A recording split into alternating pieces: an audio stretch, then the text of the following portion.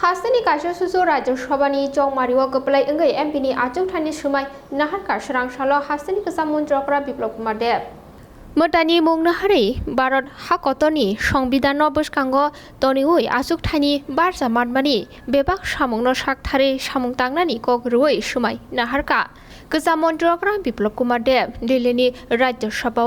राज्यसभानि chairman बरम गोनां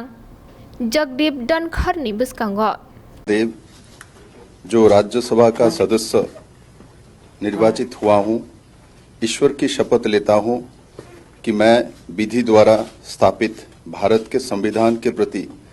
सच्ची श्रद्धा और निष्ठा रखूंगा। मैं भारत की प्रभुता और अखंडता अक्षुण्ण रखूंगा तथा जिस पद को मैं ग्रहण करने वाला हूं, उसके कर्तव्यों का श्रद्धापूर्वक निर्वहन करूंगा।